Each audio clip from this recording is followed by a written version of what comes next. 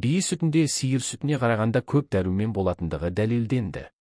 Олардың ішінде А және Е дәрумендері, В және С тобындағы витаминдер, кальций, фосфор, фолий және пантотен қышқылдары бар. Бұл өнімде белоктар 2 есе аз және лактоза 1,5 есе аз, соның арқасында бие сүті әйел сүтіне барынша жақын. Осыны ескере отырып, ол балалар тамағын жасау үшін қолданылады.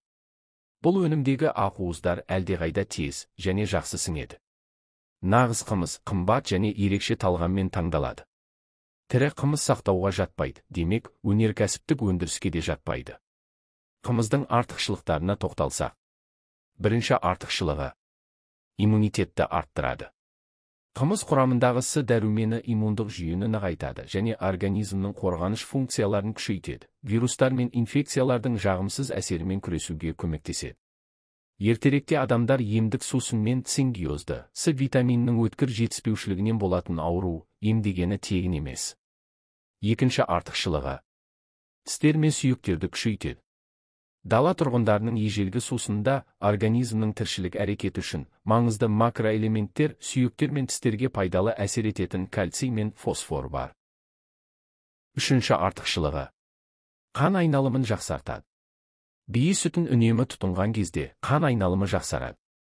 Қымыздың құрамына кіретін Е дәрумені оған атеросклероз бен ағзаның ірі қан тамырларына әсер ететін ауру қарсы тұру мүмкіндігін береді, өйткені ол қандағы холестерин деңгейін төмендетеді.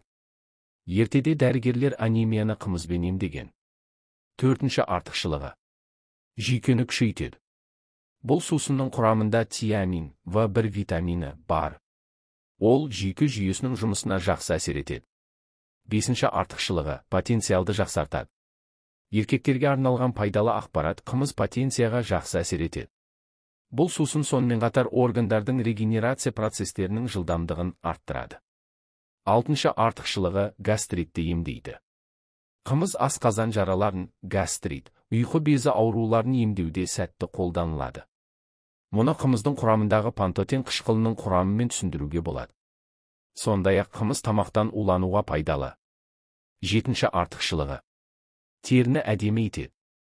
Қымыз адамзаттың әйел жаратылысының өкілдері үшін пайдалы теріні жасартады. Оның негізінде нәрлендіретін бет маскалары жасалады. Сегізінші артықшылығы. Көңіл күйді жақсартады. Ғалымдар бие сүтінен адамдардың бойында қуанышты арттыратын дәрумендер тапты. Мұны В1 витаминінің, яғни тиаминнің құрамына да жатқызуға болады. Тиаминді оптимизм витамині деп атайды.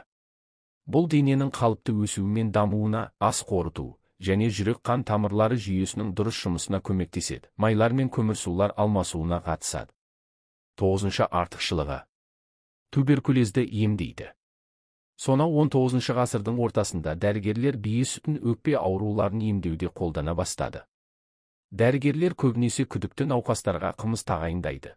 Егер ауру әлі басталмаса, құрғақ дала жағдайында 2-3 ай емделу ауруды толығымен жойды.